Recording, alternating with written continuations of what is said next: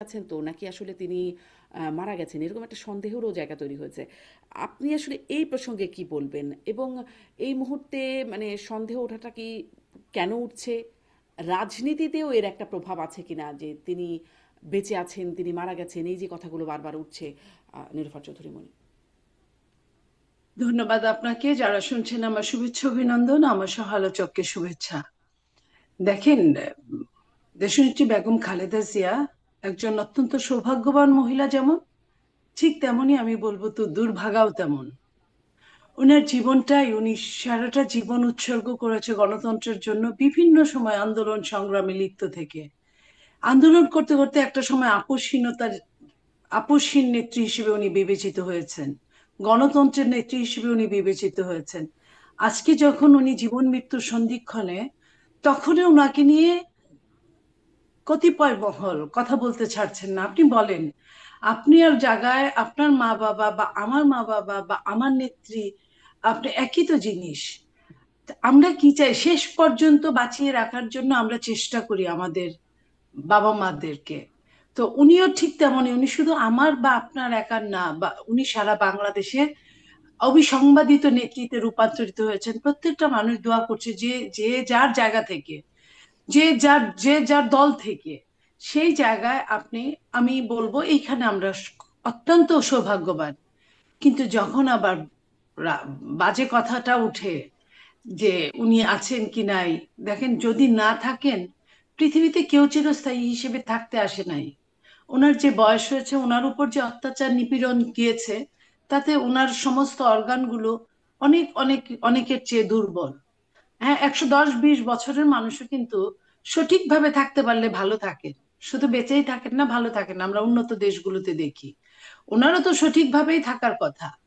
কিন্তু ওনার উপর দিয়ে যে দুঃসময়টা গিয়েছে, দুঃসময়ের জার্নিটা তাকে অনেকটাই কুরে কুরে খেয়ে ফেলেছে। সেইখানে ওনার অবস্থা উম, খারাপ, এটা সবাই জানে।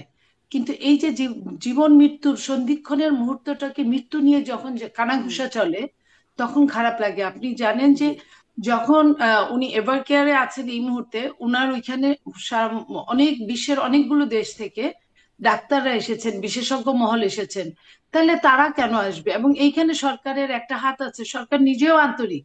সরকার আপনার তাকে এই সময়টা ভিভিআইপি মর্যাদা দিয়েছেন, যাতে উনি অত্যন্ত সফটলি বাইরে চিকিৎসা করানো থেকে শুরু করে দেশে যেভাবেই হোক উনি করতে পারেন। তো আমরা এই জন্য সরকারের উপর এই না, কিন্তু আমি ব্যাপারটাই এটাও আমরা প্রশ্ন করতে কৃতজ্ঞতা চাই, প্রকাশ করি। ভিভিআইপি ভিভিআইপি দেবার কি মানে যেন করতে পারেন, কিন্তু ভিভিআইপি না দিলে দেওয়ার আগ পর্যন্ত তার কি চিকিৎসায় বা বিদেশে যেতে সমস্যা হচ্ছিল? মানে না, ভিভিআইপি দিয়ে বিশেষ কি হলো? আমি সমস্যার কথা বলিনি। মানে বিশেষ সমস্যা কি হলো? হচ্ছিল হ্যাঁ। না এই মুহূর্তে, কিন্তু ভিভিআইপি দেওয়ার ফলে হয়েছে কি, এটা অনেকটাই তাকে সফটলি হ্যান্ডেলিংটা করা যাবে, যদি যদি ইচ্ছা থাকে। যেমন ধরেন, আপনার হেলিকপ্টারের যে মহড়াটা দেখলাম, হেলিকপ্টারের ব্যবস্থা করে রেখেছে স্ট্যান্ড বাই, সেটা হলো যে যদি তাকে ওই এয়ার অ্যাম্বুলেন্সে নেওয়া হয়, তাকে মানে অ্যাম্বুলেন্সে ওই জায়গা পর্যন্ত, এয়ারপোর্ট পর্যন্ত নেওয়া সম্ভব না, তখন তাকে হয়তো হেলিকপ্টারে নিয়ে যাবে। এই জিনিসটা তো আগে পেত না, ওইভাবে পেত হুম। না। যেটা সরকার তার হুম। অনেকটা দায়িত্ব নিয়েছে, ওইখানে অনেক মানুষের ভিড় আরো বাড়তো। তাতে কি হতো, একটা আরেকটা হইচই হতো। ওইটা একটা হসপিটাল, সেই হসপিটালের উপর তো আরো অনেক রুগী আছে, উনি একাই রুগী না। এগুলো সবকিছু মিলে আমরা বা আমাদের দল কখনোই চায় না অন্য কারো, আমাদের নেতা নেত্রীর জন্য অন্য কারো কোনো প্রবলেম হোক। তো সেই জায়গাটায় আমরা ওই জায়গার কথাটা জি। বলেছি যে আমরা জি। কৃতজ্ঞ নীলুফার ওইখানে। চৌধুরী বনি স্পষ্ট। আমি শামীম পাটোয়ারির আমি কাছে আমি আমি যাবার আগে লাইনটা আপনি শেষ করি। আরেকটা আমি লাইন লাইনটা শেষ জি। করি। সেটা আচ্ছা। হচ্ছে যে, তাহলে এই ধরনের কথা যেহেতু যখন আসে, তখন সরকার কিন্তু আমাদের সরকার না, মানে বিএনপি সরকার না। হুম। এবং যে ডাক্তারগুলা, তারাও বিএনপি ডাক্তার না। তাহলে এই কথাগুলা, এভার কেয়ারের ডাক্তার আছে, তাদের সঙ্গে অনেকের আত্মীয়তা আছে, তারা তো নর্মালি জানতে পারে। তাহলে এই ধরনের কথাটা কেন আসবে? হুম। জি, একদম স্পষ্ট। কিন্তু আপনার কাছে এটাও একটু জানতে চাই নীলুফার চৌধুরী মনি যে মানে বেগম জিয়া এইরকম একটা অবস্থায় আছেন, আ জীবন মৃত্যুর সন্ধিক্ষণে বলা চলে, এবং তারেক রহমানও ফিরছেন না, ফিরতে পারছেন না। সেটি তিনি স্পষ্টও করছেন যে কেন ফিরতে পারছেন না সেটিও আবার বলতে পারছেন না। সম্ভব হলে এটা সম্পর্কে একটু পরে যদি সামারি থাকে শুনবো। কিন্তু মানে এই যে একটা অবস্থা, আপনাদের প্রধান ২ নেতারই এইরকম একটা অবস্থায় আছে, আপনাদের দল কি সংকটে? নীলুফার চৌধুরী মনি, আপনার কাছ থেকে এটা ছোট্ট করে শুনে আমি জি শামীম জি, পাটোয়ারির কাছে আমি আবার আবার একটু বলেন। আমি জানতে চাইছিলাম যে আপনার দল কি কোনো সংকটে আছে, যে বেগম জিয়া যিনি প্রধান নেতা জীবন মৃত্যুর সন্ধিক্ষণে, তারেক রহমান শীর্ষ নেতা, তিনি দেশে ফিরছেন না, ফিরতে পারছেন না কোনো এক স্পর্শকাতর বিষয়ে, যেটির বিষয়ে তিনি বলতেও পারছেন না। মানে এটি হয়তো পরে আসবো যে আপনারা আর বিশেষ কিছু জানলেন কিনা, কিন্তু এই যে একটা পরিস্থিতি, এর কারণে কি আপনাদের আপনাদের দল সংকটে কোনো?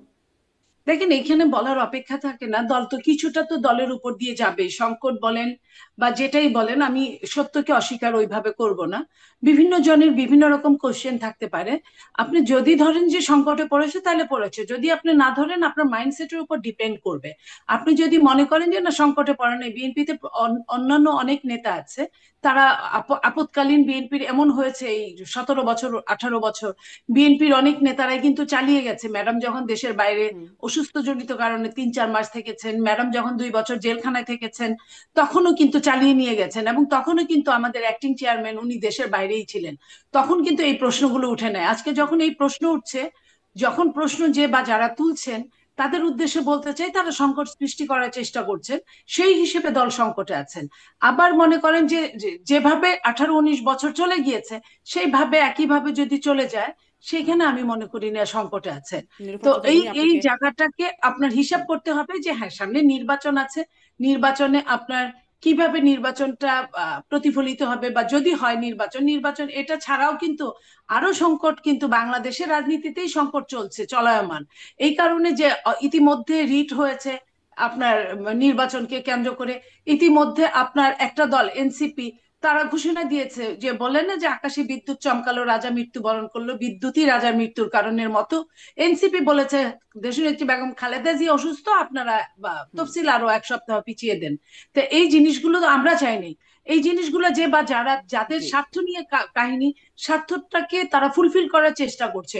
সেই হিসেবে যদি মনে করেন যে দেশের এবং দেশের রাজনীতি জায়গায় সংকট চলছে, তাহলে আমি বলবো যে এটা মাইন্ডসেটের জি, উপর ডিপেন্ড জি। করে। নীলোফার চৌধুরী মনি, ধন্যবাদ আপনাকে। আমি শামীম পাটোয়ারি আপনার কাছ থেকে একটু এই প্রসঙ্গটাতেই কথা বলি। বিএনপি চেয়ারপারসনের যে বর্তমান শারীরিক অবস্থা এবং যে বাস্তবতা, যেটি নিয়ে নীলোফার চৌধুরী মনিকেও জিজ্ঞাসা করছিলাম।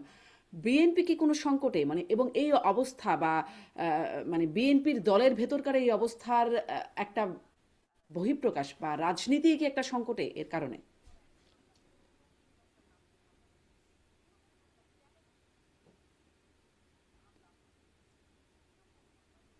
শামীম পাটোয়ারি, আপনার ভিডিওটা অফ হয়ে গেছে মনে হয়। হ্যাঁ, আপনি শুনতে রাজনীতিতে পাচ্ছেন? অবশ্যই জি। একটা হুম, একটা সংকটে পড়বে তারা, কোন একটা দলের শীর্ষ নেতৃত্ব তাকে মানুষ দেখতে চাবে, নেতাকর্মী দেখতে চাবে, এবং যেখানে আওয়ামী লীগ নাই।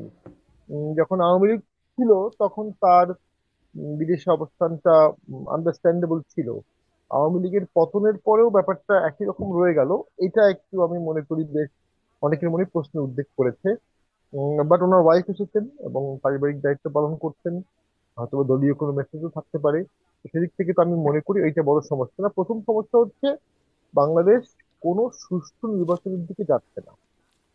যদি এই নির্বাচন কমিশন এইভাবে ইলেকশন করেও ফেলে, সেটি কোনো সুষ্ঠু নির্বাচন হবে না, কোনো সমাধানের নির্বাচন হবে না, কোনো সমঝোতার নির্বাচন হবে না। পলিটিক্যাল একটা সেটেলমেন্ট তো হতে হয় একটা নির্বাচনের আগে। সেটি একতরফা, বিতর্কিত, ডিফিকাল্ট একটা ভোট হবে, এবং রাজনৈতিক সংকটে নতুন সংকট অ্যাড করবে। এবং সেই সরকারটাও খুব সুমসৃণ পথে চলবে না, প্রতিনিয়ত হোঁচট খাবে, প্রতিনিয়ত বাধা হবে, আন্দোলন হবে, প্রেশারাইজ হবে, ইন্টারনালি দুর্বল হবে, ম্যান্ডেট ঘাটতি হবে। তো সেইটাখানেই আমি মনে করি যে মূল ব্যাপারটা ছিল যে সুষ্ঠু নির্বাচন, যেটা হয়নি। 14-তে হয়নি, 18-তে হয়নি, 24-এ হয়নি। তো এখন তো সুষ্ঠু নির্বাচন হতে হবে। সুষ্ঠু নির্বাচনের প্রথম শর্ত হলো inclusiveness, level playing field, fairness. সেই সমস্ত বিচারে আমার তো মনে হয় এই সরকার সুষ্ঠু নির্বাচন করতে সক্ষম না। একটা উদাহরণ দেই, দুইজন উপদেষ্টা নিজেরাই ভোট করতে আগ্রহী, কখনো এই আসন কখনো ওই আসন, কখনো এই আসনে 500 কোটি টাকা বরাদ্দ দিচ্ছে, কখনো ওই আসনে 500 কোটি দিচ্ছে। তারা এখনো পদত্যাগ করেননি, তারা এখনো অন্তর্বর্তী সরকারের অ্যাডভাইজার হিসেবে আছেন, গুরুত্বপূর্ণ মন্ত্রণালয়ে আছেন, স্থানীয় সরকার সবচেয়ে গুরুত্বপূর্ণ, হুম। ভোটে যেটা ইম্প্যাক্ট ফেলে। তো সেসব দেখে তো সুস্থ, নিরপেক্ষ, অ্যাকাউন্টেবল ভোটের কোনো লক্ষণ আমরা দেখছি না কমপ্লিটলি। আরেকটি হচ্ছে বেগম জিয়ার বিষয়টি। অবশ্যই ডাক্তাররা এখানে যে ব্রিফিং দিচ্ছেন তার বাইরে আমরা কখনোই কিছু বলা উচিত হবে না। উনি একজন জনপ্রিয় নেত্রী, অনেকদিন উনি সাফার করেছেন, অনেকভাবে জেলে ছিলেন, আন্দোলন করেছেন বিভিন্ন সময়, 3বারের প্রধানমন্ত্রী, আল্লাহ ওনাকে সুস্থ করে তুলুক। আর এই বিষয়ে কোনো ধোয়াটে বা কোনো ধোঁয়াশার সুযোগ নাই। যেটি সাম্প্রতিক সময় আরেকটি দুঃখজনকই বলবো, সেটি হচ্ছে প্লট জালিয়াতি, প্লট দুর্নীতির মামলায় শেখ হাসিনা, শেখ রেহানা সহ অনেকেরই সাজা হয়েছে। তা হতে পারে, বাংলাদেশে অনেকবারই এমন হয়েছে। কিন্তু টিউলিপের নামে কোনো প্লট নাই, টিউলিপকে কনভিক্ট করা হয়েছে। এখন টিউলিপ সিদ্দিকীর নামে অভিযোগ হচ্ছে তিনি তার খালাকে প্রভাবিত করিয়া মায়ের নামে প্লট নিয়েছেন। ঠিক এইভাবে কি দুদকের মামলা হয়? প্লট একজনের নামে আর মামলা হবে আরেকজনের নামে। মানে আগেও হয়েছে, আওয়ামী লীগের আমলেও একেবারে যে হয়নি তা না, কিন্তু এতটা মনে হয় হয়নি। তো এই একটা একজনের কারণে তো পুরো মামলাটা ভবিষ্যতে আলোচিত হবে, সমালোচিত হবে। তো যখন আপনি ন্যায় বিচার করবেন, তখন আপনাকে ন্যায় বিচার করতে হবে। হুম, জি। এটা আমি মনে ব্যারিস্টার করি পাটোয়ারি, খুব। আপনি নতুন আরেকটা বিষয় তুলেন, আমি এটা নিয়ে একটু নীলোফার চৌধুরী মনির মতামত নিতে চাই। কিন্তু সুষ্ঠু নির্বাচন, আপনি আরো কয়েকটা বিষয় মানে প্রশ্ন তুলেছেন, সেগুলো নিয়েও শুনবো। কিন্তু নীলোফার চৌধুরী মনি একটু সংক্ষেপে এটা নিয়েও বলবেন কিনা যে টিউলিপ সিদ্দিকের যে রায় হলো, আসলে অভিযোগ তো অনেকই হতে পারে, মামলাও অনেক হতে পারে, কিন্তু রায় হলো এরকমটা আপনি কি মনে করেন? মানে এবং রায়ের কারণ অভিযোগের যেটি ছিল যে শেখ হাসিনাকে চাপ প্রয়োগ করেছেন এবং প্রভাব বিস্তার করেছেন। শেখ হাসিনা খুব ইনোসেন্ট মানুষ, তাকে চাপ এবং প্রভাব বিস্তার করে তারপর তাকে আসলে প্রভাবিত করতে হয়েছে তার বোনকে প্লট দেখেন, দেওয়ার জন্য। এইখানে এইখানে শেখ হাসিনা একজন অ্যাডাল্ট মহিলা, টিউলিপ একজন অ্যাডাল্ট মহিলা, এবং তার মাকে যেটা বলছে উনিও একজন অ্যাডাল্ট মহিলা। তো এই একজন অ্যাডাল্টকে আরেকজন চাপ প্রয়োগ করতে পারে না। এটা একদমই এটা আসলে আমি মেনে নিতে পারি নাই। কারণ একজনের মামলার রায় আরেকজন বহন করবে কেন, যদি সবাই অ্যাডাল্ট থাকে? এখানে এখানে কেউ এখানে নাবালক নাই যে সেই নাবালকের মাধ্যমে এটা করা হয়েছে। সো আমি মনে করি যে এই জায়গা থেকে এটা পায়ে পা দিয়ে যুদ্ধ করার মতো সরকার ট্রাইব্যুনালকে ক্ষতিগ্রস্ত করলো এটা। কারণ ট্রাইব্যুনাল তো আন্তর্জাতিক ট্রাইব্যুনাল, আন্তর্জাতিক মাপের কাজ করবে, এটাই স্বাভাবিক, করার কথা ছিল, উচিত ছিল। কিন্তু এটা পরবর্তীতে এই ক্লুটা যে দিয়ে গেল, এই ক্লুটাই অনেক দূর পর্যন্ত নিয়ে যেতে পারে। এটা গ্রহণযোগ্যতা পাওয়ার কথা না সারা বাংলাদেশে। আমি যত টিউলিপ সিদ্দিকী যদি আমার ব্যক্তিগত শত্রু হতেন, আমি এই কথাটাই বলতাম।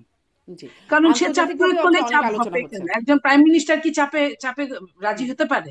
একজন প্রাইম মিনিস্টারের কি টিউলিপ সিদ্দিকীর চেয়ে কম ক্ষমতা? সো সেইখানে চাপ প্রয়োগ করলে সেখানে তো কোনো চাপ যে প্রয়োগ করেছে তার প্রমাণ কি? কিসের উপর প্রমাণ? এখানে তো কোনো প্রমাণ নাই। তাহলে হুম। এই একজনকে যাকে মানে একটা সম্মানিত ব্যক্তি অন্যখানের, সে এই দেশের রাজনীতি করে না, অন্য দেশের করে, সেইখানে তাকে আমার ছোট করার, সে তো বাংলাদেশের প্রতিনিধিত্বই করছে, তাকে ছোট করার কোনো কারণ থাকতে পারে বলে আমি মনে করি না। অনেক ধন্যবাদ রফাত চৌধুরী। নির্বাচন বিষয়ে স্বামী পাটোয়ারি যেটা বলছিলেন যে নির্বাচন, সুষ্ঠু নির্বাচন বা মানে একটা নির্বাচন হবার মতো অবস্থা তিনি দেখছেন না। কিন্তু সরকারের পক্ষ থেকে বলা হচ্ছে শতাব্দীর সেরা নির্বাচন, ইতিহাসের সেরা নির্বাচন হবে। সরকার আপনি কোনটা? সরকার শোনেন, যে সরকার নির্বাচন করতে চান না, নির্বাচন করতে না চেয়ে মুখে মুখে বলে, এই যে যা যা কিছু হচ্ছে বাংলাদেশে, আপনি প্রথমে যে প্রশ্নগুলো করলেন, এগুলো সবকিছুর সাথে সরকারের একটা নেপথ্যে রিলেশন আছে। সরকার নিজেই চান না যে এই দেশে নির্বাচন হোক। যদি তাই চাইতেন, তাহলে সরকার কিন্তু অবৈধ অস্ত্রগুলো এতদিনে বের করে ফেলতে পারতেন। কতগুলো থানার অস্ত্র এখন পর্যন্ত মানুষের হাতে হাতে ঘুরছে, তারা বৈধ অস্ত্র পর্যন্ত জমান রাখেন নাই এখন পর্যন্ত, যেটা 6 মাস আগে নির্বাচনে যাদের ঘরের বৈধ অস্ত্র আছে ওগুলো জমা নেওয়ার যে রুলস এর মধ্যে পড়ে, সেটা করে নাই। তারপরে আপনার অবৈধ অস্ত্র যেগুলো আসছে বিভিন্ন পথ দিয়ে, যেটা সব সময়ের জন্য আপনার ধরা হয়, আপনি দেখেন এর মধ্যে ওরকম কোনো অস্ত্র ধরা পড়ছে না। পুলিশ যে প্রশাসনের যে আইন শৃঙ্খলা রক্ষাকারী বাহিনী ছাড়া নির্বাচন অচল। সেই আইন শৃঙ্খলা রক্ষাকারী বাহিনীর কোনো ট্রমাটাইজ বাহিনীকে ট্রমা থেকে তুলে আনতে পারে নাই। 2 জন 5 জন মারামারি করলে তারা ফেল ফেল করে তাকিয়ে থাকে। এই পুলিশ দিয়ে 300 আসনের একদিনের নির্বাচন, হাউ ইট পসিবল? তারপরে আপনার মনে করেন প্রশাসন, যে প্রশাসনকে ট্রান্সফার করার কথা হলো ইসির, সেই প্রশাসনকে সরকার কেন ট্রান্সফার করে? সরকারকে এই ক্ষমতা কে দিয়েছে? যদিও এই সরকারের কোনো ক্ষমতাই নাই, অনেক কিছুই ক্ষমতার অপব্যবহার করছেন, এবং এই অপব্যবহারটা দীর্ঘস্থায়ী করার জন্য উনি নির্বাচনের যে নাটকটা করছেন। এবং যদি নির্বাচন হয়, ওটাকে নির্বাচন বলা যাবে না, ওইখানে মাইট ইজ রাইটটাই বলবৎ হবে, যে যেখানে যার এলাকায় যে যেখানে ক্ষমতাশালী, সে সেখানে ভোট বাক্সটা আপনার ছিনিয়ে নিবে, এটাই হবে যদি নিতে পারে। তো এই যে এই সরকার তাহলে কিসের উপর বলছে যে সরকার সবকিছু করছে?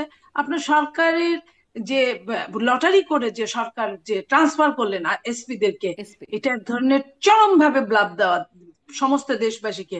বাংলাদেশের ইতিহাসে বা বাংলাদেশের আগের ইতিহাসেও এরকম কিছু নাই।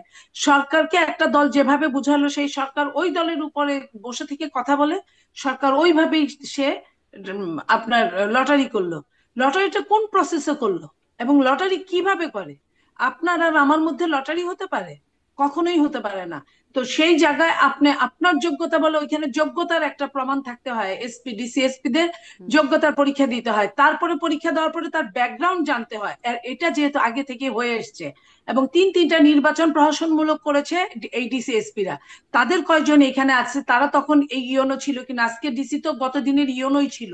তারা কয়জন ইয়নো ছিল, তারা কয়জন ওই ওই ইলেকশন পরিচালনা করছে, তাদেরকে বাদ দিয়ে অন্যদের নিতে হবে।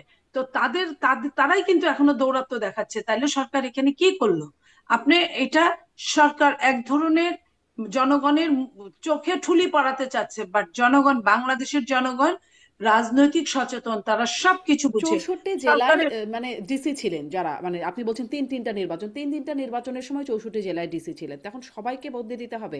মানে কর্তার ইচ্ছায় যা কর্ম আর কি, সরকার চেয়েছে, আমি না, আমি ডিসিএসপিরা কাজ আমি করেছেন। আপনার শারমিন, আমি আপনার 3 জেলায় যারা ডিসি ছিলেন তারা এখন আর ডিসি নাই, তাদের ও, প্রমোশন হয়েছে, তারা যুগ্ম সচিব হয়েছেন বা কিছু সিনিয়র সচিব হয়েছেন, আমি ওইটা বলছি না। এই 3টা নির্বাচনে ইয়নো ছিলেন, এটা তো কনফার্ম। হ্যাঁ, হ্যাঁ, হ্যাঁ। এসপি ছিলেন, এটা তো কনফার্ম। ওই এসপি রাই তো এসপি হয়েছে, ওই ইওনরাই তো ডিসি হয়েছে। কিংবা ডিসির সাথে যে এডিসি থাকে, হুম। ডিসির সাথে যে এনডিসি থাকে, তারাও তো নির্বাচনের অংশ। ডিসি কি রিটার্নিং অফিসার একাই নির্বাচন করে? তাই সে তো তার পরিষদকে নিয়ে হুম, নির্বাচন হুম, করে, ওই পরিষদের মধ্যে থেকে কিন্তু ডিসিএসপি হয়েছে। হুম। তাহলে ওই পরিষদের মধ্যে থেকে যদি ডিসিএসপি হয়, এবং আওয়ামী লীগের শাসনামলে 15.5 বছরে প্রায় 10,30,000 লোক চাকরি পেয়েছে, এই মানুষগুলোর মধ্যে আওয়ামী লীগ যেমন 2 বছর আগে থেকে, 3 বছর আগে থেকে নির্বাচনের, তারা কিন্তু মাঠ জরিপ করতো এই অফিসারদের, তাদের 14 গোষ্ঠীর খবর নিত, যে কেউ বিএনপির আছে কিনা, জামাতের আছে কিনা, বা অন্য কোনো দলের আছে কিনা। যদি না থাকে, একদম পিওর হুম। ব্লাড দিয়ে আওয়ামী লীগ নির্বাচন পরিচালনা করিয়েছে। তাইলে ওই জায়গায় এখন আপনি, এখন কি উচিত পিওর ছিল। ব্লাড খুঁজছে?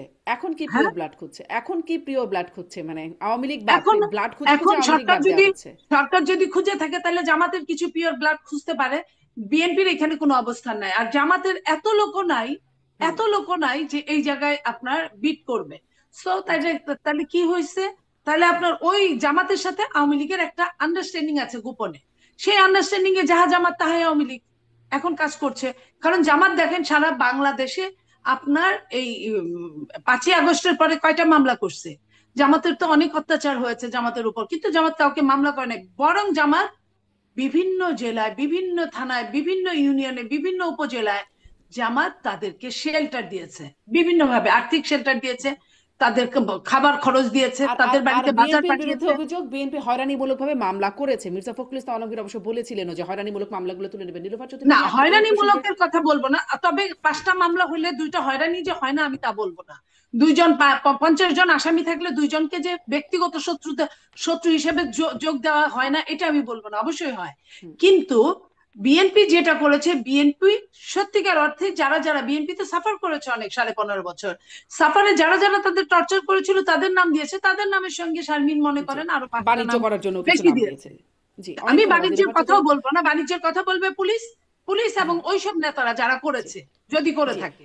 জি। নীলোফার চৌধুরী, আপনাকে ধন্যবাদ। আপনার কাছে আবারও এই প্রসঙ্গে আসবো, কিন্তু আমি স্বামী পাটোয়ারি আপনার কাছেও শুনি যে প্রশাসন, এসপি নিয়োগ হলো লটারির মাধ্যমে, সে সিদ্ধান্ত দেখলাম আমরা।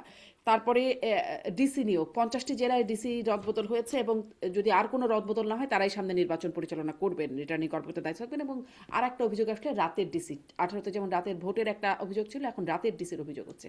আচ্ছা, প্রশাসনের এই রদবদল নিয়োগ আপনি কিভাবে দেখছেন? সমস্যাজনক? এটি কোনো শঙ্কা তৈরি করবে, সমস্যা এটা তৈরি কোনো করবে? সমাধান করবেন না আর কি। প্রথম কথা হচ্ছে যে প্রশাসনে তো 17 বছর বা 16 বছর ধরে আওয়ামী লীগের একটা সাজানো ছক ছিল। এটাকে পুরোপুরি রিমুভ করে দেওয়া সম্ভব না। তবে তারা সুষ্ঠু ভোট করতে পারবে, এই লোকগুলো বেছে বের করা খুব কঠিন কোনো কাজ না। সরকার যা চাবে প্রশাসন তাই করবে। সরকার যদি সুষ্ঠু ভোট চায়, প্রশাসন সুষ্ঠু ভোট করে দেবে। সরকার যদি পক্ষপাত দুষ্ট ভোট চায়, তাহলে প্রশাসন কিছুটা পক্ষপাত দুষ্ট ভোট করে দেবে। আর প্রশাসনের একটা লং ক্যারেক্টার আছে, তারা সব সময় যে ভোটে দেখে যে জয়লাভ করবে তাকে সহযোগিতা করে। এর আগের 12টা ভোটে তাই হয়েছে। শেষের দিকে গিয়ে প্রশাসন সামনে যে সরকার হবে তার দিকে ঝুঁকে পড়ে, তার কনভার্সনের জন্য, তার ট্রানজিশনের জন্য, তার নিরাপত্তা পোস্টিং সবকিছু মিলায় তার জন্য। তো সেটা তো আছেই। তবে আমি মনে করি এই লটারিটা করার আগে যে প্যানেলটা করা হয়েছে, সেই প্যানেলটাই তো হয়তো বা, আমি জানি না কিভাবে করেছে, প্যানেলটার মধ্যেই তো দলীয় আছে। এবং উপদেষ্টা মাহফুজ সাহেব ক্যাটাগরিক্যালি বলেছেন যে আমি যখন বদলি করেছি, নিয়োগ করেছি, লিস্ট দিয়েছে জামাত, লিস্ট দিয়েছে বিএনপি। আমি জানি লিস্ট এনসিপিও দিয়েছে। তাহলে এনসিপি, জামাত, বিএনপি সরকার বর্তমানে আছে। বাকিরা তাহলে ভোট করবে কিভাবে? বাকিরা নিরপেক্ষতা পাবে কিভাবে? তো সেখানে আমি মনে করি এই দৌড়ে কিন্তু জামাত এগিয়ে আছে। জামাত খুব দ্রুত প্রশাসনে তার লোকজনকে ঢুকাতে পেরেছে, এবং অনেকেই বিএনপিও ঢুকিয়েছে, যারা দেখা গেছে পরে জামাত। তো এটা আসলে ভোটে ম্যাসিভ ইম্প্যাক্ট ফেলতে পারে। ভোটে প্রশাসনের ইঙ্গিত অসংখ্যভাবে কাজ করে। আমি যখন প্রথম ভোটে আসলাম, ভ্যানে করে আমার ভোটার আসছিল, এক ম্যাজিস্ট্রেট গিয়ে ওই ভ্যানের টায়ার ফুটো করে দিল যে ভ্যানে করে ভোটার আনা যাবে না। প্রচারণার সময় আমি এক জায়গায় খেতে বসছিলাম, তো সেখানে যারা খাচ্ছিল খাবারের হাড়ি নিয়ে চলে গেছে। এগুলো ভোটারদের মধ্যে নেগেটিভ মেসেজিং হয় যে প্রশাসন কোন দিকে। আম, সেটার উপর অনেক কিছু নির্ভর করে। 20% ভোট প্রশাসন নিয়ন্ত্রণ করে, এটা হলো বাস্তবতা। তো সেই জন্যই যখন একটা অল ইনক্লুসিভ ভোট হয়, তখন এগুলো ছিঁড়ে যায়, তখন এই কাঠামোটা কাজ করে না। মোটামুটি অল ইনক্লুসিভ ভোট হলে, যদিও 18 সালে এটা হয়নি। তো আর যদি একতরফা ভোট হয়, বড় একটি অংশ বাদ থাকে, তখন এই জিনিসগুলো প্রশাসনিক ভাবেই নিয়ন্ত্রণ করা হয়। অসংখ্য ভোটে ভোট বাড়ানো হয়েছে। যতগুলো বিতর্কিত ভোট বাংলাদেশে হয়েছে, সবগুলোতেই প্রশাসন দিয়ে ভোট বাড়ানো হয়েছে। তো এবারও যদি এভাবেই ভোট হয়, প্রশাসন দিয়ে ভোট বাড়ানোর একটা অভিযোগ আমরা পাচ্ছি। তবে তফসিল হবে কিনা, আমি আজকে ঢাকা শহরে যেহেতু আমি প্রচুর ঘোরাঘুরি করি, রিক্সায় উঠতে রিক্সা জিজ্ঞেস করতেছে হুম। স্যার ভোট হবে কি? সবাই 50% লোক মনে করে ভোট হবে না। তো যে ভোটটা 50% লোক মনে করে হবে না এই সময়ে, সেই ভোটটা কিভাবে হবে, কতটুকু হবে, কিভাবে কার্যকর হবে? তবে সরকার অনেক সাহসী কাজ করেছে। সরকার সেনা সদস্যদের, হাই অফিসিয়ালদের ট্রাইব্যুনালে নিয়ে এসেছে, আওয়ামী লীগ ব্যান করেছে, আওয়ামী লীগের বিরুদ্ধে রায় করিয়েছে। সরকার ভারতের বিরুদ্ধে কমিশন রিপোর্ট গ্রহণ করেছে, পিলখানা নিয়ে গুম কমিশন রিপোর্ট করেছে। এর মধ্যে অনেকগুলো কাজই হঠকারী, অনেকগুলোই স্টেট ক্যারেক্টারে চিট ধরাচ্ছে, অনেকগুলোই ঝুঁকি বাড়াচ্ছে, অনেকগুলোই মনে হচ্ছে ভোট করলে সরকার এগুলো করছে কেন? কারণ ভোট করলে তো পুলিশ লাগবে, ভোট করলে তার সেনাবাহিনী লাগবে।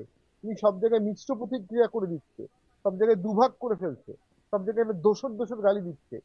দোসর গালি দেওয়া, দোসর হিসাবে চিহ্নিত করে তাদেরকে দিয়ে ভোট করাবেন কিভাবে? ভোট করতে গেলে তো সেনাবাহিনী, পুলিশের সম্পূর্ণ পূর্ণাঙ্গ অংশগ্রহণ লাগবে। তো সেটা আমি মনে করি সরকার সেই আস্থাটা অর্জন না করে মবের সরকার চালিয়েছে, এবং মবের মাধ্যমে সরকার ভোট করে ফেলতে চায়।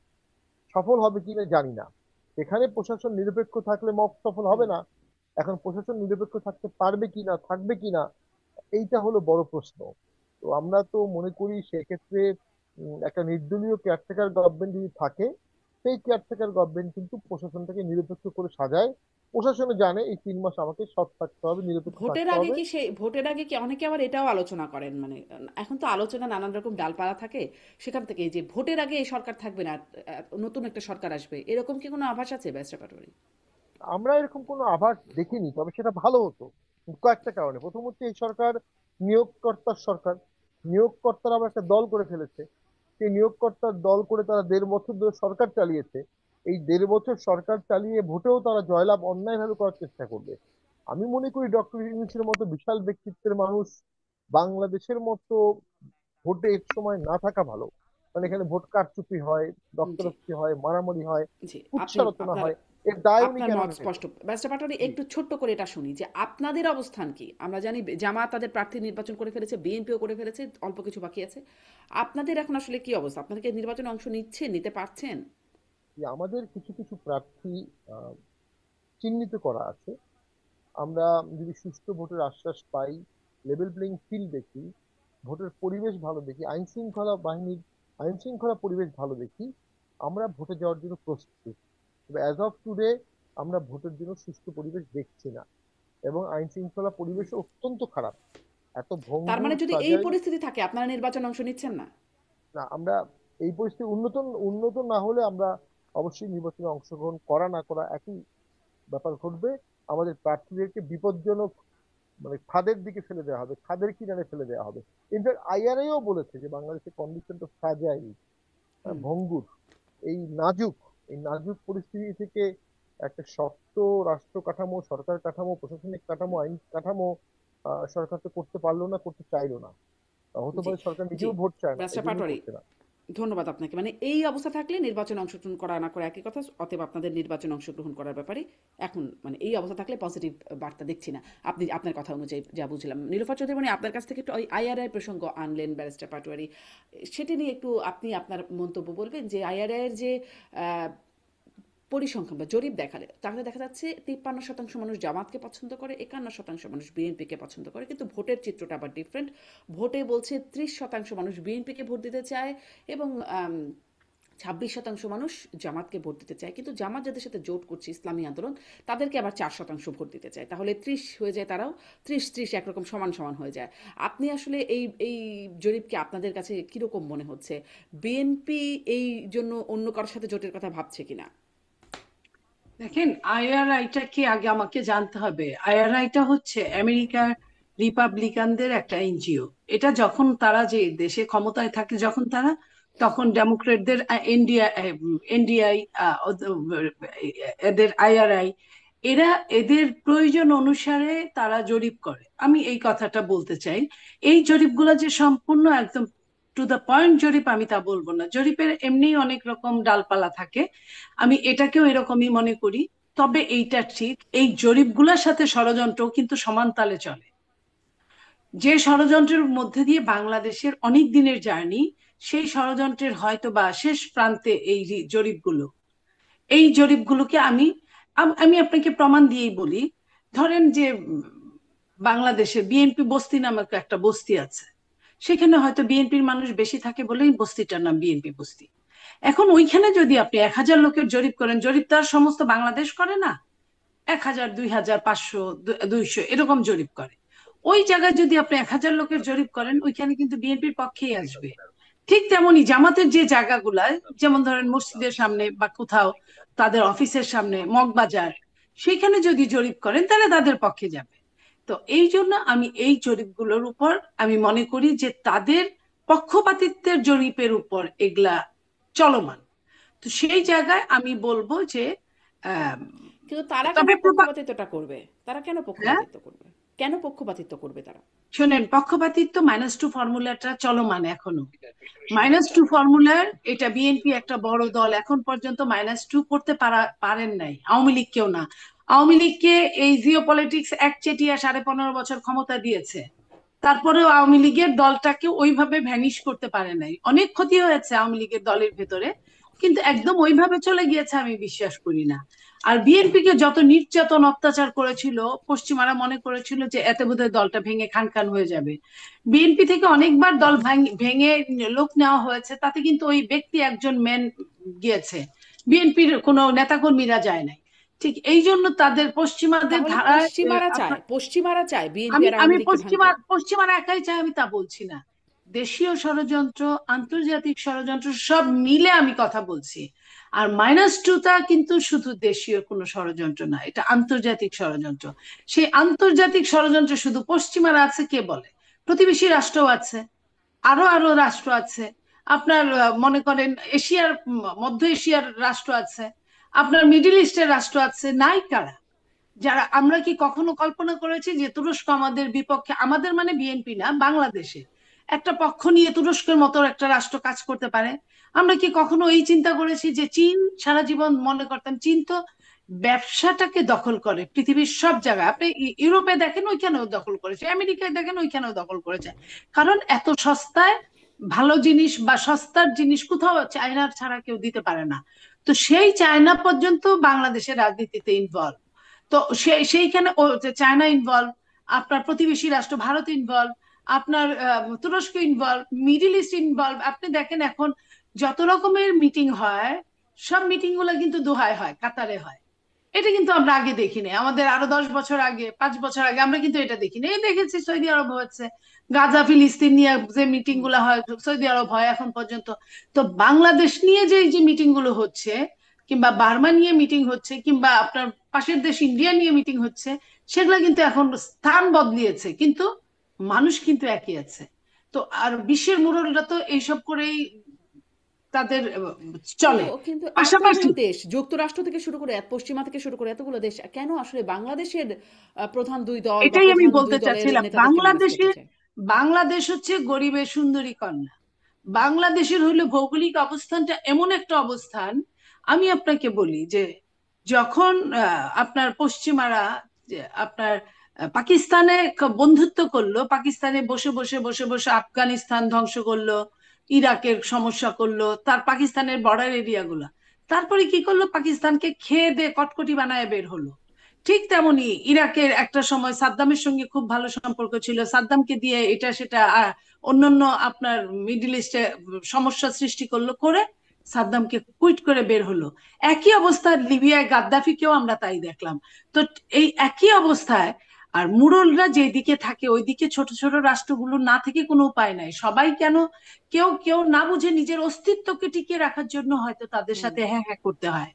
অনেক সময় এই যে যেমন ধরেন ভুটানের ভুটানের প্রধান রাষ্ট্রপ্রধান হঠাৎ করে বাংলাদেশে আসলো, তার তো এই সময় আসার কথা না। বাংলাদেশে তো কোনো আপনার নির্বাচিত সরকার নাই, তার আসার কথা নিশ্চয়ই কোনো সে আপনার কারো মেসেজ নিয়ে আসছে বা মেসেজ নিয়ে চলে গেছে, এরকম হতেই পারে। তো এই হুম। জায়গাগুলো আমরা অন্যান্য জায়গায় পড়া এইসব পড়ে টরে আমরা এইটুকু আন্দাজ করতে পারি। আমি কনফার্ম কিছু বললাম তা না, হুম। হুম। আমি তার আন্দাজ মানে কি করলাম যেদিক থেকে। আপনার আন্দাজ এরকম যে বাংলাদেশকে এখন সেই কটকটি বানানোর প্রক্রিয়া চলছে? অবশ্যই। আপনি জি। মনে করেন যেদিন বার্মা অ্যাক্ট হয়েছে ওই দিনই বুঝতে হবে হুম। যে বাংলাদেশকে ভীষণভাবে দরকার। যদি তাই না হয়, আবার আপনি ধরেন নর্থ বেঙ্গলে আপনার হুম। অনেকটুকু কিন্তু অনেক কিলোমিটার পাশের দেশ কিন্তু চলে এসেছে, অথচ এগুলা নিয়ে কোনো রিপোর্ট হয় না, কিছুই হয় না। তা আমাদের তো এমনি 56,800 বর্গ মাইল একটা জায়গা, হুম। সেটাও অনেক দখল হয়ে গেছে, 56,000 আছে কিনা সন্দেহ আছে। তার মধ্যে থেকে যদি আপনার 100 কিলো 70 কিলো 60 কিলো যদি বর্গ কিলো মাইল দখল দখল হয়ে যায়, তাহলে তো এটা এটা মরার উপর খাড়ার খা ছাড়া আর জি, কিছুই না। নিরুপা চৌধুরী মনি, তাহলে অনেক এখন ধন্যবাদ কি আপনাকে। হচ্ছে আমি এটা আমাদের হ্যাঁ, একটা ব্যাপার। অনেক ধন্যবাদ ব্যারিস্টার পাটোয়ারি। আপনার কাছেও আসলে কি আপনিও কি মনে করছেন কিনা যে বাংলাদেশকে এখন সেই কটকটি বানানোর প্রক্রিয়া চলছে? নিরুপা চৌধুরী মনি যেরকমটি বলছেন, আপনি মানে -2 নিয়ে যে আলোচনা সেটি আবারও মানে সেটি দিকেই করলেন নীলুফার চৌধুরী মনি। এখন আবার আলোচনা -4, সেগুলো কি পর্যায়ে চলমান? অভ্যন্তরীণ কেমন? ভূ রাজনৈতিক বা আন্তর্জাতিকভাবে আসলে কিভাবে এই -2 বা -4 প্রক্রিয়া চলছে বা আদৌ চলছে কিনা? না, আসলে আমরা যখন নিজেরা কথা বলে সমাধান করতে পারি না বা যৌক্তিক জিনিসটাকে যৌক্তিকভাবে সমাধান করি না, এটা আওয়ামী লীগ বিএনপি বা চারটা দল মিলেই করেছে, 2006-এও হয়েছে, 14-তেও একই হয়েছে, 24-এও হয়েছে, এখনো তাই হলো। তো এতবার যখন আমরা নিজেরা এক হতে পারি না, দেশের স্বার্থে ঐক্যমত সৃষ্টি করতে পারি না, তখন স্বাভাবিকভাবেই এখানে অনেকেই নাক গলানোর সুযোগ পায়। এবং বাংলাদেশে হাই কমিশনার অ্যাম্বাসেডররা যে পরিমাণ ইন্টারনাল ম্যাটার্সে আমরা অ্যালাউ করি, এটা পৃথিবীর আর কোনো দেশে মনে হয় কেউ করে না। এবং আমি মনে করি এটার মাধ্যমে তো আমাদের দেশের ঐক্যমতেরও একটা ঘাটতি দেখায়, সোভারেন্টির ইস্যু আসে।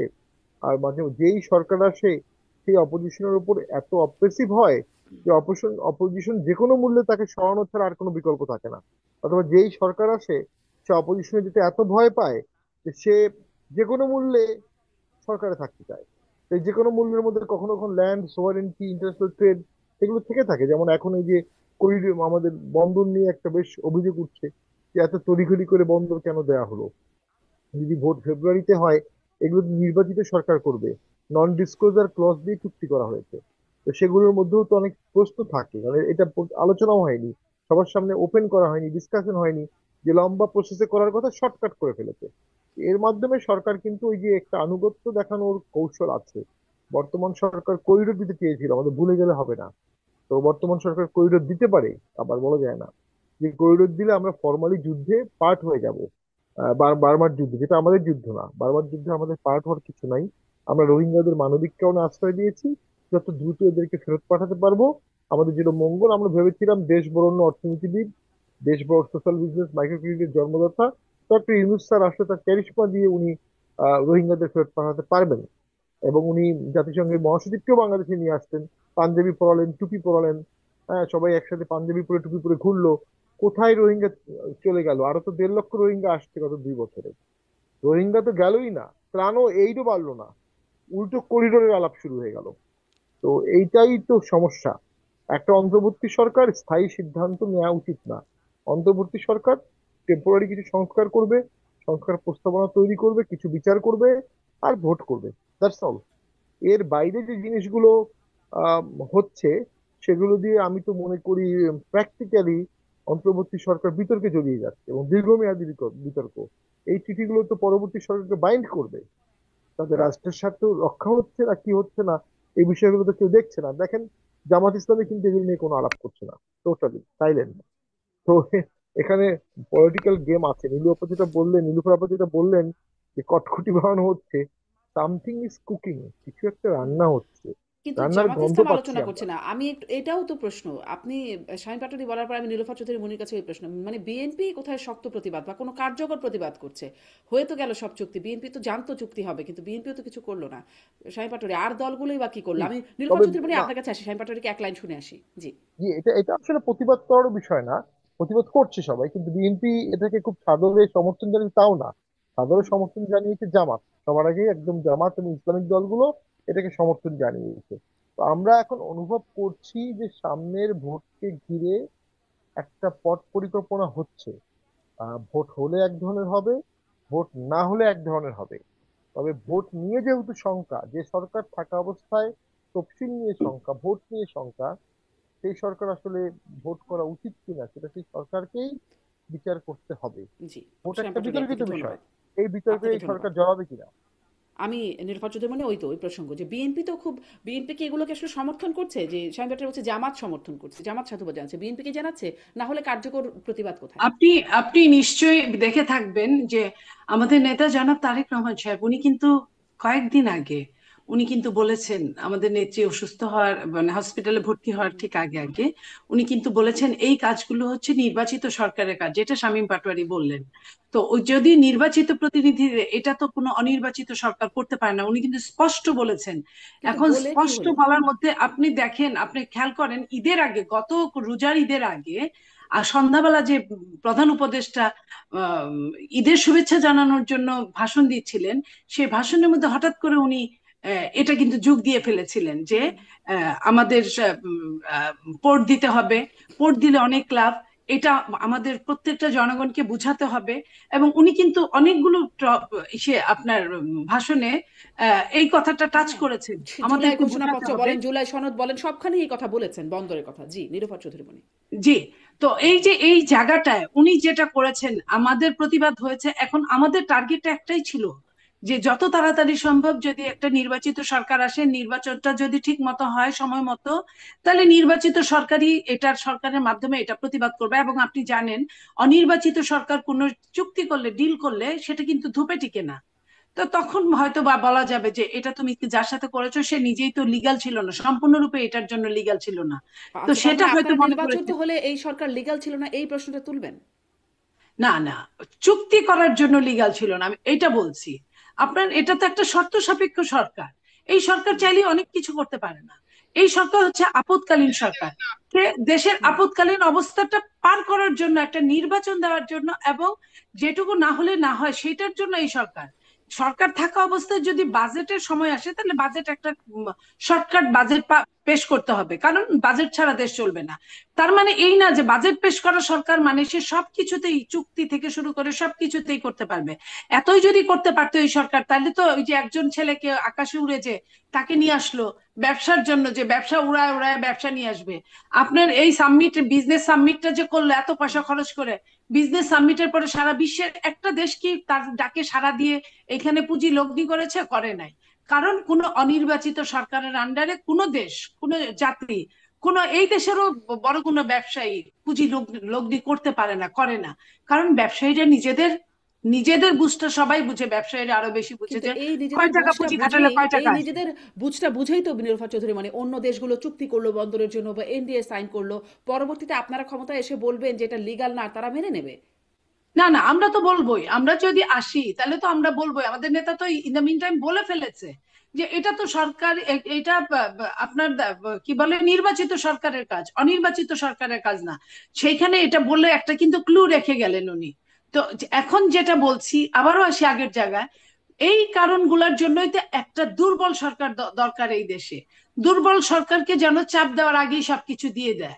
আপনার সবল আগের যেমন ধরেন নির্বাচন নিশিরাতে হয়েছে, আপনার আমির ডামি নির্বাচন হয়েছে, বিনা ভোটে নির্বাচন হয়েছে, ওই সরকার কি বলেছিল ইন্ডিয়াকে গিয়া, ভারতকে গিয়ে বলেছিল ভারত সরকারকে যে ভারতকে যা দিয়েছে আজীবন মনে রাখবে। ভারতের সঙ্গে বাংলাদেশের সম্পর্কে কি স্বামী স্ত্রীর সম্পর্ক। সেই দিনও কিন্তু সঠিকভাবে ভোট হলে কিন্তু এই সরকার বলতো না, যেটা শহীদ প্রেসিডেন্ট জিয়া রহমান বলছিলেন যে বিদেশে আমাদের বন্ধু আছে কিন্তু প্রভু নাই। তো এই যে এই জিনিসগুলো পরবর্তীতে পরবর্তীতে ফ্যাসিস্টের পররাষ্ট্রমন্ত্রী কি বলেছে, আমাদের সঙ্গে সম্পর্ক স্বামী স্ত্রীর সম্পর্ক, কখনো এটা বলতে পারে পারে না। কিন্তু এটা বুঝতে হবে যে দুর্বলতাটা কতটুকু সরকার। আবার ওই দুর্বল সরকার আমির আমি সরকার কিন্তু এটাও বলেছে, আমি তার পক্ষেও বলবো, এটাও বলেছে যে আমি যদি সেন্ট মার্টিনে রাজি হতাম আমি আরেকবার থাকতাম। তার কথাটার যৌক্তিক আমি জায়গাটা উপস্থাপন করি। সেটা হলো যে বিদেশিরা যারা বাংলাদেশ নিয়ে খেলাধুলা করছে, তাদের কিন্তু বাংলাদেশে কে থাকলো, শামীম পাটোয়ারি থাকলো না নীলুফার চৌধুরী মনি থাকলো না শারমিন থাকলো, ওই নিয়ে তাদের মাথা ব্যথা নাই। তাদের মাথা ব্যথা তাদের কতটুকু লাভ হলো, সেই লাভ নিয়ে তাদের মাথা ব্যথায়। যেটা ফ্যাসিস্ট সরকার বলছে 15.5 বছর যদি ফ্যাসিস্টকে তারা গলদঘরণ করতে পারে, তাহলে কেন পরের বার কেন করলো না? এই কারণে হয়তো বা তাদের ভাগে যুগে মিলে নাই, এই কারণে হতে পারে। তো এই যে এই জায়গাটায় আমি বলবো যে যারা এই মুহূর্তের গিনিপিগ, বিশ্বের সবচেয়ে ন্যারো মাইন্ডের গিনিপিগ, তারা তো চাহিবা মাত্র যে টাকায় লেখা থাকে না বাঘকে দিতে বাধ্য থাকিবে, তারা কিন্তু চাহিবা মাত্র বাংলাদেশকে দিতে বাধ্য থাকিবে। ওই মুসলেকা দিয়েই কিন্তু তারা আসছে। নইলে আপনি দেখেন একটা সরকারে 18-20 জন যদি বিদেশি নাগরিক হয়, তাহলে সেই সরকারটা চলে কিভাবে? সেই সরকারটা দেশের স্বার্থ কি নিয়ে চিন্তা করবে? আপনার এরকম একটা মানে মনে করেন যে সমালোচিত সংস্কারকে দেওয়ার পরে এক ধরনের সংস্কারের সিগনেচার হলো, আরেক ধরনের সংস্কার ঘোষিত হলো, এবং গণভোটের জন্য যেই 4টা প্রশ্ন রাখা হয়েছে, সেই 4টা প্রশ্নের একসঙ্গে হা অথবা না দেওয়া কারোর দ্বারাই সম্ভব না। সেইখানে এরকম কাজগুলো করা হলো যে তাকে চার্জ করা তো দূরের কথা, বরং তাকে প্রমোশন দিয়ে অ্যাডভাইজার বানানো হলো। এই যে এই যে দেশটা, তাহলে কিসের উপরে এই দেশটা চলছে? এই জায়গাটায় আমরা কেউ আসতে পারি না। আমরা এই রাজনৈতিক দলগুলো নিজেরা মারামারি কাটাকাটি করি। আমি আমি যাব না, ওকেও যাইতে দিব না, আমি হুম, খাবো না, ওকেও খাইতে দিব না, যে কোনো মূল্য ওকে প্রতিহত করব। হুম, এইসব করে করে জি, কি হচ্ছে, দেশটাই জি। অন্যখানে চলে যাচ্ছে। নিরুপা চৌধুরী, গণভোটের প্রশ্ন যেহেতু আনলেন, এক লাইনে আসলে জানতে চাই, আপনি আসলে গণভোটে আপনাদের অনেক নেতাদেরই আমি এই প্রশ্নটা করেছি এবং তারাও তাদের মতামত দিয়েছেন, একদম হ্যাঁ নাতেই মতামত দিয়েছেন। আপনার কাছেও জানতে চাই, আপনি কি এই গণভোটে হ্যাঁ ভোট দিবেন নাকি না ভোট দিবেন নাকি ভোট দিবেন না? আপনি কি করবেন গণভোটে? আমি এক কথায় যদি আপনি আমাকে জিজ্ঞেস করেন, গণভোটটা হ্যাঁ বা না দেওয়ার মতো অবস্থায় নাই। আপনি ধরেন একটা টেবিলে আপনি খাওয়া রাখছেন, গরুর গোস্তও রাখছেন, আপনি শুকরের গোস্তও রাখছেন। আপনি যদি হিন্দুকে বলেন যে তুমি পুরা টেবিল খাবা, হিন্দুর দ্বারাও সম্ভব না, সে গরু খায় না, গরু যেখানে থাকে সেখানে বসেও না। আপনি যদি মুসলিমকে বলেন তুমি খাবা পুরাটা, সেও খাবে না, কারণ শুকর যেখানে থাকে সেখানে সে বসে না। তাহলে আপনি মনে করেন সেখানে একবার আপনি হ্যাঁ অথবা না বলার কোনো অপশন আছে কিনা? জি, আরেকটা জিনিস আপনি জামাত আমাকে, তো বলছে আছে, এনসিপি তো বলছে আছে। এনসিপি বলতে পারে, এনসিপি তো রাজনীতি রাজনীতি করার জন্য, যেমন আমি আমি হুম, আমার প্রাতিষ্ঠানিক একটা রাজনীতির ইতিহাস আছে, বা আমাদের মতো আমি ছাত্র দল করেছি, মহিলা দল করেছি, বিএনপি হুম, করেছি, হুম, বিএনপি করছি। তো এনসিপি তো একবারে ফুল লিডার, তার তো এইসব সে কাউকে চিনেও জি, না ওইভাবে। জি। একটা এক লাইনে উত্তরটা একটা কি? তাহলে আপনি রেভলিউশনের ভোট সামনে দিবেন না ছিল, তারা গণভোটে? এনসিপি হয়ে গেছে। হ্যাঁ, গণভোটে ভোট দেবেন না নাকি না ভোট দেবেন? মানে গণভোটের ভোট সম্পর্কে আমি আপনাকে আরেকটা উদাহরণ দিতে চাই। সেটা হলো আপনি আমাকে বিশ্বাস করেন নাই, আমাকে বিশ্বাস করেন নাই। আমার হ্যাঁ, প্রতিনিধি সালাউদ্দিন সাহেব যখন বলেছে যারাই ক্ষমতায় আসুক 2/3 মেজরিটি হুম, নিয়ে সংসদে গণভোটটা আমরা করে ফেলবো, কারণ গণভোটের কোনো আইনি অবস্থা নাই। তাইলে জি। তাকে বিশ্বাস না করে আন্দোলনে গেল, গণভোটটা আদায় করলো, বিএনপি দিল। আপনি বলেন এখন তো, আপনারা আপনি কি আমাকে বিশ্বাস না করলে আমি আপনাকে কিভাবে বিশ্বাস করবো? তাহলে কি গণভোটে হ্যাঁ না না? আমি আপনি আপনি তো আমাকে বিশ্বাস করেন না, আপনি আমার কাছে বিশ্বাস আশা করেন কিভাবে? How it possible? আচ্ছা, আচ্ছা। শামীম পাটোয়ারি, আপনিও কি একটা একটা হ্যাঁ নাতে উত্তর দিবেন? তারপরে প্রশ্নে তারপর না, যাই। গণভোটে না, হ্যাঁ হ্যাঁ না না না তো কি? উত্তর করা সম্ভব না। প্রথমত আগেও প্রশ্ন করেছিলাম এটা। হ্যাঁ, গণভোটটা অসাংবিধানিক। আমি স্পষ্ট করে বলেছি অনেক সময় টকশোতে, গণভোট হবে সংসদে পাস হয়ে যাওয়ার পরে, আগে না। আর যদি গণভোটের কোনো প্রভিশন সংবিধানে না থেকে থাকে, যেটা সংবিধানে নাই, সেটা আপনি অর্ডিন্যান্স দিয়ে কিভাবে করবেন? কারণ আর্টিকেল 93 তে অর্ডিন্যান্সের যে ক্ষমতা রাষ্ট্রপতির আছে, সেটি হচ্ছে সংসদ যদি না থাকে তাহলে এবং কোনো আইন করার প্রয়োজন হয় তাহলে অর্ডিন্যান্স জারি করা যাবে। তো সংবিধানের কোনো অ্যামেন্ডমেন্ট কাটাছেঁড়া অর্ডিন্যান্স দিয়ে করা যাবে না। আর প্রথমেই বলা আছে পার্লামেন্ট যে আইন পাশ করতে পারবে না, অর্ডিন্যান্স দিয়ে সেটা করা যাবে না। এটার ইতিহাস আছে।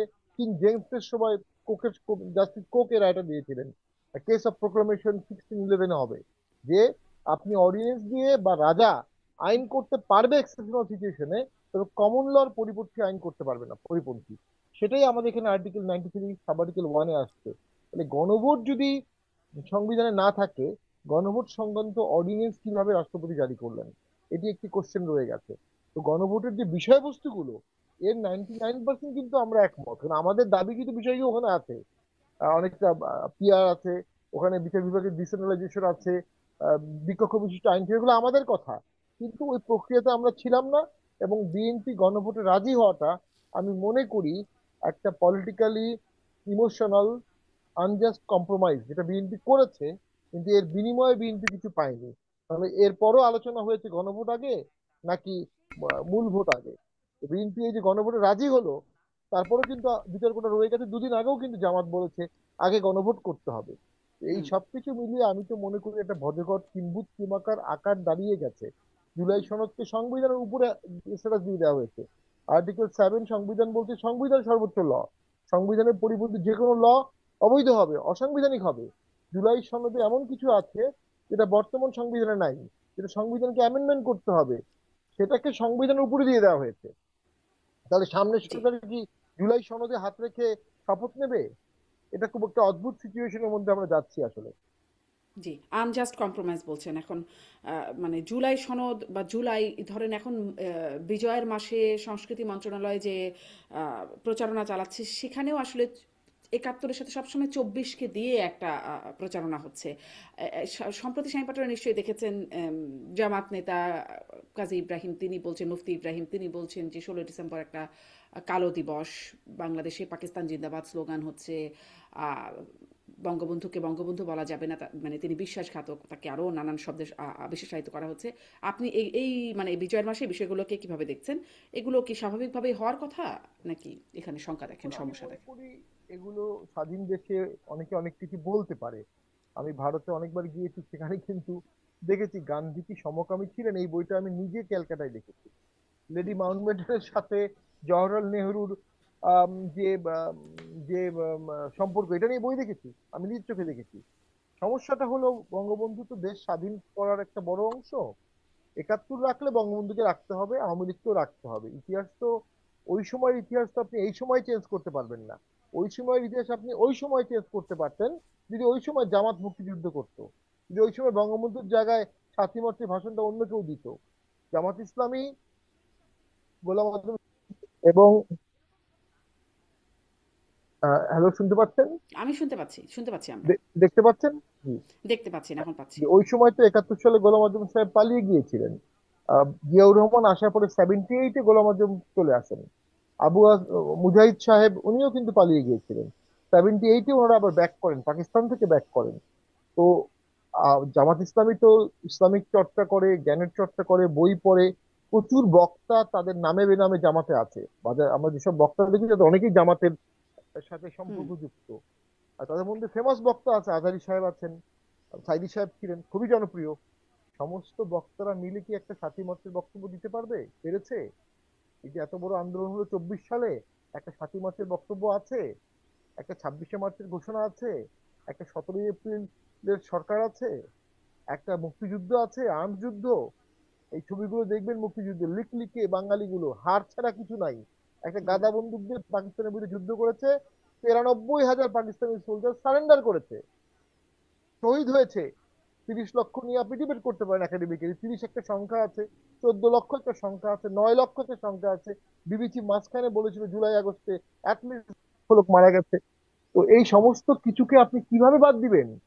আপনি কিভাবে এগুলোকে ছোট করবেন? এখন অবশ্য আপনি সংখ্যাটা হাজার, এখন অবশ্য সংখ্যাটা হাজার, না না, কখনো দুই সংখ্যা তো হাজার এরকম। অবশ্যই, অবশ্যই 13 লাখ 12 লাখের তো একটা পরীক্ষিত আছে। হ্যাঁ, আমি এটা এটা একটা কথা বলবো, আওয়ামী লীগের উচিত ছিল মুক্তিযুদ্ধ এবং শহীদদের সংখ্যা 72 73 সালে গেজেট করে সুন্দর করে প্রকাশিত করা। হুম। এটা কেন করা হয় নাই?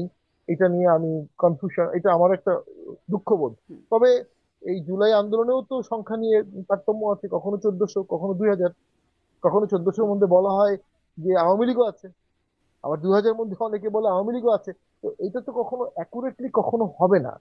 জি, 24 আমাদের জি, আভ্যন্তরীণ একটি আন্দোলন, 71 জি, আমাদের জন্ম, সার্বভৌম দেশ হিসাবে আমরা জন্মগ্রহণ করলাম। জি, ব্যারিস্টার 71 না পাটোয়ারি থাকলে বিএনপি স্পষ্ট। থাকবে না, আওয়ামী লীগ থাকবে না, এটা জি, বিএনপিকে বুঝতে আহ, হবে।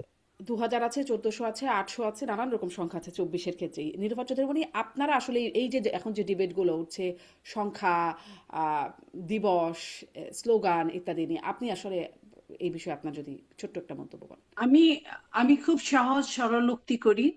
আমি 71 হচ্ছে আমার অস্তিত্ব। আমি আমার কথাটা বলছি।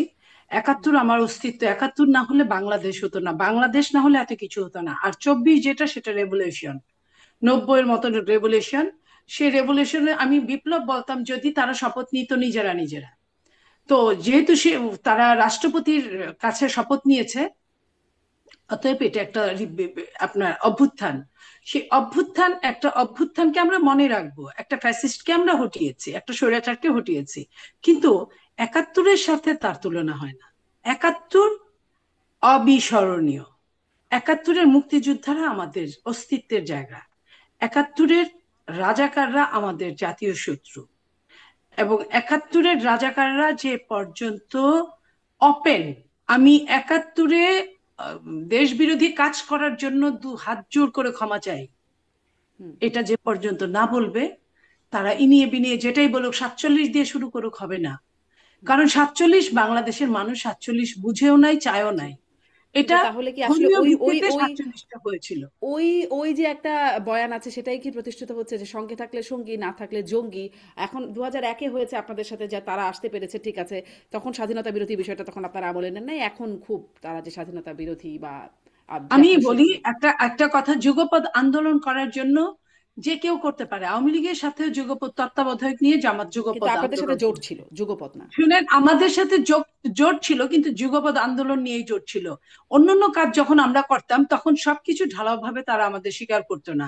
এবং আপনি জানেন, বিএনপি এমন একটা দল যেখানে মুক্তিযোদ্ধা সবচেয়ে বেশি, এবং মুক্তিযুদ্ধের মহানায়ক আপনার আমি মেজর জিয়া বলছি, যিনি মুক্তিযুদ্ধের ঘোষক হুম, না শুধু, সম্মুখ সমরে যুদ্ধ করেছেন, সেই মানুষটার দল, তার নিজে হাতে বানানো দল বিএনপি। হুম, তো এইখানে এটা বলার কোনো অবকাশ নাই যে আমরা আমাদের সময় ওইটা বলি নাই। অবশ্যই আমরা বলেছি, জি, অবশ্যই আমরা জি, আমাদের ওটা অবশ্য গত হয়েছে ওই সময়টা, মানে ওই সময় মন্ত্রিত্বও গেছে, আপনাদের ফ্ল্যাগ মানে শোনেন, পতাকাও একটা জিনিস দিয়েছেন হলো ওদেরকে। আইনের জায়গায়, যেখানে যেভাবে তারা যতগুলো আসন পেয়েছে, তারা যুগপৎ আন্দোলন করেছে, তাদের ভাগে আমরা শুধু দিয়েছি তা না। আপনার মনে পড়ে 96 নূর মৌলানাকে আওয়ামী লীগ, নূর মৌলানা জামালপুর, আমার বাড়ি জামালপুরের, পিস কমিটির সর্বোচ্চ নেতা ছিল। সেই নূর মৌলানাকে কিন্তু প্রথমে ধর্মমন্ত্রী বানিয়েছিল আওয়ামী লীগ। তো আওয়ামী লীগও হুম, করেছে। এবং আপনি জানেন যে আওয়ামী লীগ ক্ষমতায় থাকা অবস্থায় প্রথম আলো যে আপনার জরিপটা করেছিল, হুম, হুম, সেইখানে আওয়ামী লীগের কতগুলো রাজাকার ছিল, হুম, আপনার মুক্তিযোদ্ধার নাম দিয়ে তারা চলছে।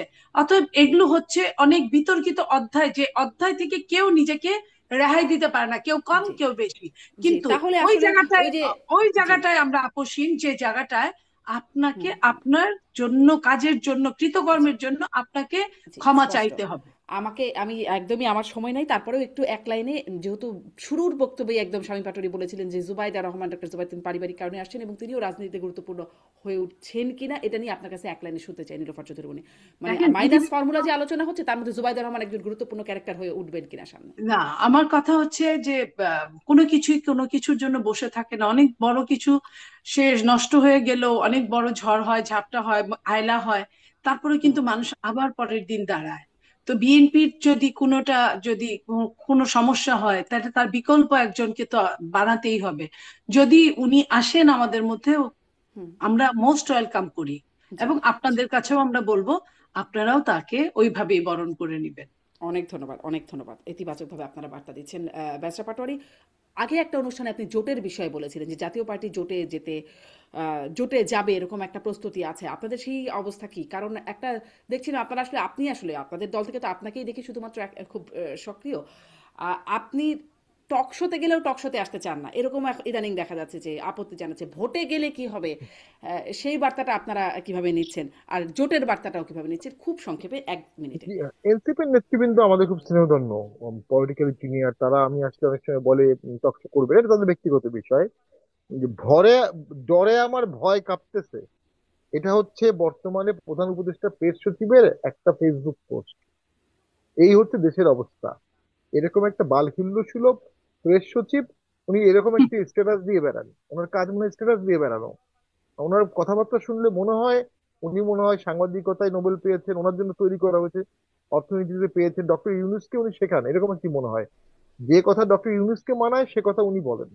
প্রেস সচিব তো হয়ে গেছে উপদেষ্টার থেকেও কথাবার্তা বেশি। হুম। এর ফলে যেটা ঘটতেছে, হাস্যকর সরকার হাস্যকর হয়ে যাচ্ছে। আরেকবার উনি আমার একটা বক্তব্য লিখেছেন, আমি বলেছিলাম আওয়ামী লীগ জাতীয় পার্টি ছাড়া ভোট হবে না। উনি উপরে লিখেছেন উনি বালের কথা বলছেন, বাংলাদেশ বিএল দিয়ে বালের কথা বলছেন। তো ওনার তো আসলে আমি মনে করি সাংবাদিকতা হিসাবে তার যে পেশাদারিত্ব, তার যে পরিমিতি বোধ, এখানে ওনার ঘাটতি আছে। উনি কালকেও বাংলা জাতীয় পার্টিকে দোষর টোষর বলে টলে কিসব কিসব বললেন। এগুলো কি ওনার কাজ নাকি? উনি কি দল করেছেন নাকি, রাজনীতি করেছেন নাকি, কখনো ভোট করেছেন নাকি? এমপি ভোট করতে পারবেন জীবনে? হ্যাঁ, ভালো কিছু কাজ করেছিলেন, ডক্টর ইউনূস স্যার বা যে কোনো কারণে আপনাকে প্রেস সচিব করা হয়েছে, চাকরি করতেন, চাকরি করবেন, সময় শেষ হয়ে যাবে, চাকরি শেষ। তো তার মাঝখানে এত কথা বলে এত বিতর্ক সৃষ্টি করে মহান একজন ব্যক্তির প্রেস সচিব হয়ে আপনি কেন তাকে মেলাইন করছেন? এগুলো তো খুব হাস্যকর দেখাচ্ছে। তো আমি যেটা অনুভব করি, জোট ভোট এগুলো তো হয়। আর জামাতের সাথে বিএনপির জোট ছিল, ওটি আওয়ামী লীগ যখন থাকে তখন আওয়ামী লীগ বিরোধী বলয়টা পরিপূর্ণভাবে একত্রিত হয়ে যায়। এটা একসময় বলা হতো আওয়ামী লীগ কেন ভোটে হারে। অনেকবার ভোটে হেরেছে কিন্তু আওয়ামী লীগ, কারণ আওয়ামী লীগ ভোট করে একা আর আওয়ামী লীগ ভিতরে ভোট করে একসাথে। এটা অন্যায় কিছু না। জামাতও বাংলাদেশের রাজনীতি করবে, এটা অন্যায় কিছু না। কারণ জামাত তো ডেমোক্রেটিক্যালি যদি ভোট পায়, আপনি কিভাবে তাকে বাধা দিবেন? জামাতরা ভোট পেয়েছে, তারা শপথ নিয়েছে, তারা মন্ত্রী হয়েছে। কিন্তু জামাত বলছে বাংলাদেশে আওয়ামী লীগ রাজনীতি করতে পারবে না। এটা স্বাধীন বাংলাদেশে একটু কেমন, অনেক ক্ষেত্রে কেমন কেমন মনে হয়, যদিও আওয়ামী লীগের গত হুম। 11 বছরের অনেক ত্রুটি আছে, অনেক ত্রুটি আছে। জি। তারপরে এটা জি। রাজনীতিতে আসলে পট পরিবর্তন কিভাবে আনছে চোখের সামনে আমরা দেখছি। তারা যদি বলে জাতীয় পার্টি ভোট করতে পারবে না, তারা স্পষ্ট বলেনি, আকার ইঙ্গিতে বলেছে। তাদের জামাতারা বলেছে, তাদের জামাত হচ্ছে এনসিপি, তাদের এক্সটেন্ডেড জামাত হচ্ছে গণ অধিকার পরিষদ, এক্সটেন্ডেড জামাত হচ্ছে এবি পার্টি, এরা মিলে বলে